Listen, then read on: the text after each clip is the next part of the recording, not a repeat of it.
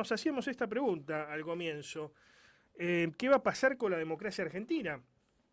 En estos días se cumplen 40 años del advenimiento de la democracia, o de esto que a mí me gusta llamar más partidocracia demoliberal, ¿no? Porque quizás la democracia sea otra cosa, o al menos como uno la entiende, ¿no? ¿Y qué va a pasar con la democracia? ¿Por qué? Porque esta crisis de los partidos políticos, no solamente del justicialismo que perdió, sino también del mismo radicalismo, de otros partidos tradicionales también, es muy profunda. Y me parece que hasta pone en discusión el mismo sistema institucional, el mismo sistema democrático. Vamos a hablar al respecto sobre qué es lo que está pasando por estos días, pero también qué puede sobrevenir para la Argentina en materia institucional con Carlos Rucauf, un dirigente histórico del justicialismo que, bueno, fue, entre otras cosas, legislador y también vicepresidente de la Nación. ¿Cómo estás, Carlos? Buenas tardes.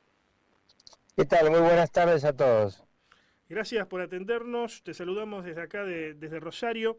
Eh, ¿Qué se puede decir sobre esta democracia en estos 40 años, donde el saldo es 45% de pobres, 10% de indigentes, la gente viviendo al día, incluso comiendo al día, no hay mayor perspectiva de futuro? ¿Qué se puede decir sobre esta dura realidad?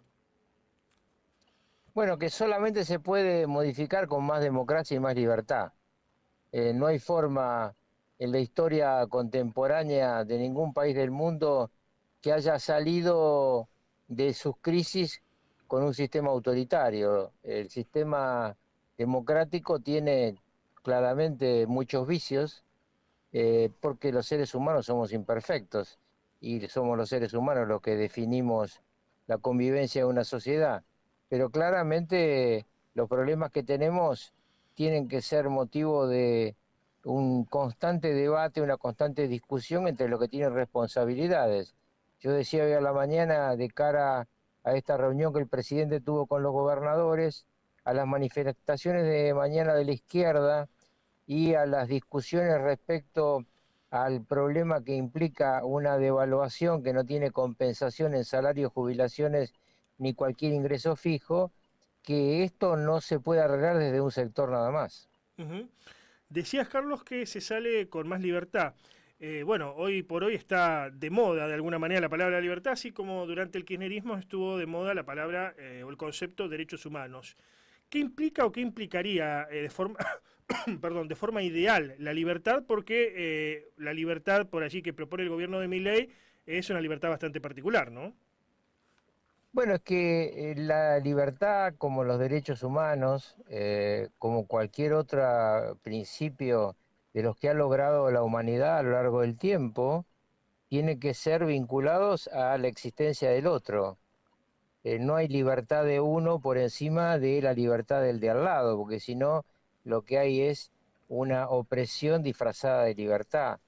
Yo lo que creo es que es muy importante que todos los que tienen responsabilidades busquen camino de diálogo. Yo he observado hoy la reunión de los gobernadores con el presidente y lo que pareciera es una discusión sobre un tironeo de fondos para el Estado en lugar de un análisis de cómo hacemos para que cada ciudadano viva mejor.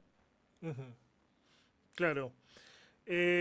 ¿Cuál debe ser en este sentido, Carlos, y también te lo digo como justicialista, ¿no? ¿Cuál debe ser el rol del justicialismo? ¿Debe ser un rol de diálogo o debe ser un rol de una oposición férrea, hasta si uno quiere, trabándole algunas cuestiones gubernamentales al gobierno de Milei, quiero decir?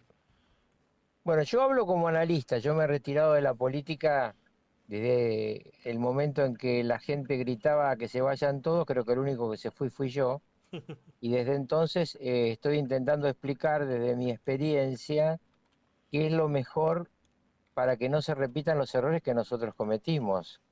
Me parece que lo fundamental en esto es que cuando uno tiene una idea distinta de cómo se tienen que hacer las cosas, plantearla, discutirla y que se vote de acuerdo a las mayorías parlamentarias en cada momento. La imposición de uno sobre el otro es lo que nos ha llevado acá al momento difícil que estamos viviendo. Desde el advenimiento de Néstor Kirchner, la Argentina se descompuso. La Argentina había logrado con Menem una Argentina donde se toleraba al opositor y los viejos enemigos habían bajado sus espadas. Bueno, Kirchner, un tipo que venía de una relación profunda con los militares, inventó el rol de dirigente de centroizquierda, defensor de los derechos humanos, que compró una gran parte de las organizaciones de esas características y desde entonces amplió esto que se llama la grieta.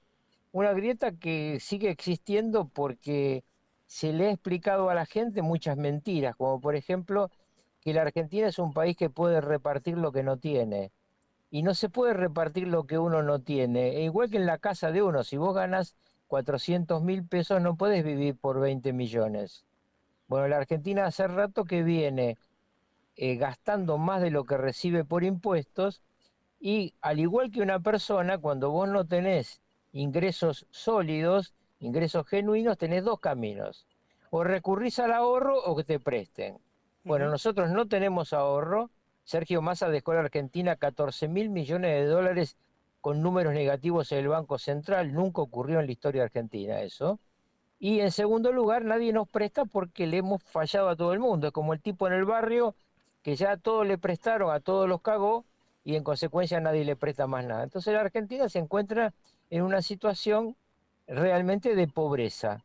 Un país rico, un país lleno de recursos naturales, con la mitad de los argentinos bajo la línea de pobreza, fruto de los últimos 4 años del kirchnerismo que son los peores. No hay peor gobierno en la democracia argentina que lo de que yo llamo el presidente holograma, Alberto Fernández, un presidente inexistente, que deja una hiperinflación y una recesión en marcha y que ahora la responsabilidad del nuevo presidente es que esto se frene y haga el menor daño posible al conjunto de los argentinos, que ya bastante llagados están a partir de 20 años de despropósitos.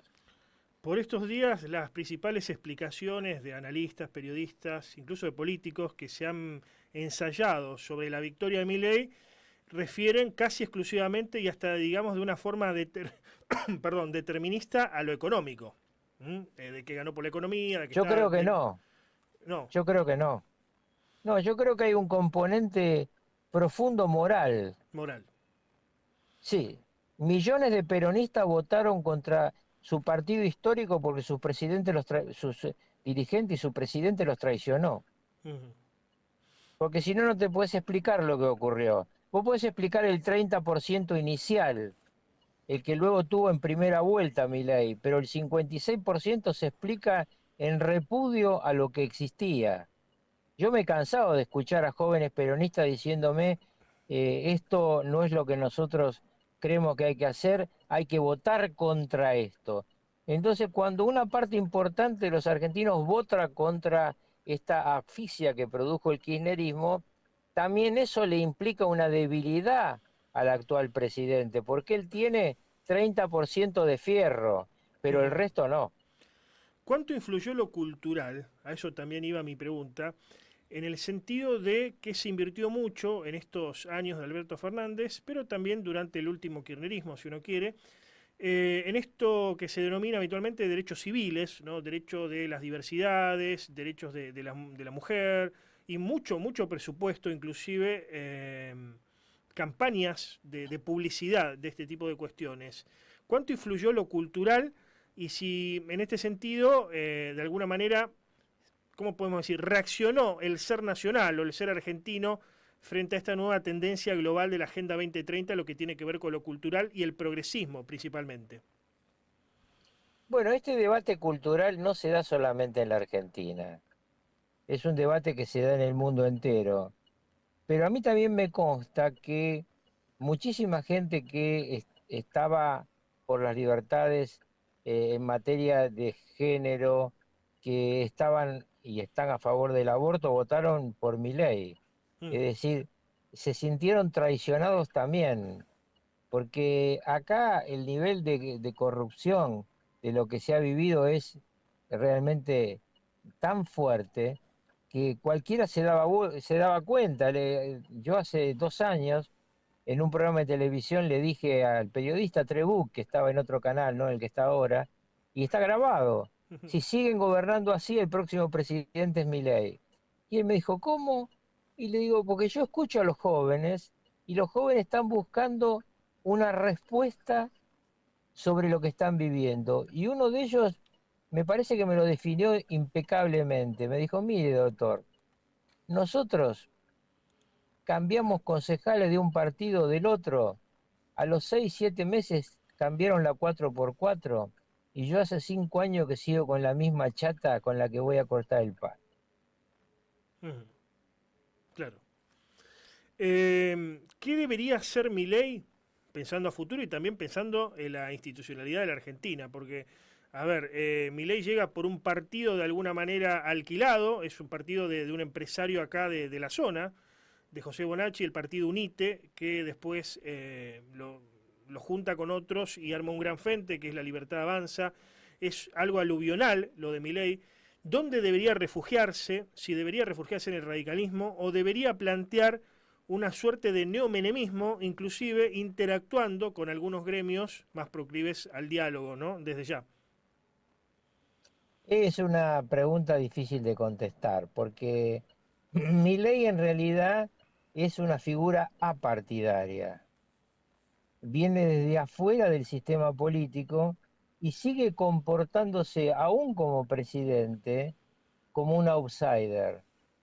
Claro. Eh, no hay un caso que yo conozca de estas características, porque lo más parecido que conozco es Emmanuel Macron, que llegó al gobierno de Francia sin partido, pero con una ventaja muy significativa. Francia tiene una estructura de la école, una estructura burocrática de altísimo nivel, con la que se puede trabajar aunque uno no tenga cuadros políticos. La Argentina tiene toda su estructura del Estado destruida. El Estado es una máquina de jodernos la vida. Por eso aquel personaje de Gasalla, la empleada pública, era tan exitoso, porque todos nos sentíamos representados en ese personaje que comía factura, tomaba mate y te decía, atrás, ¿no?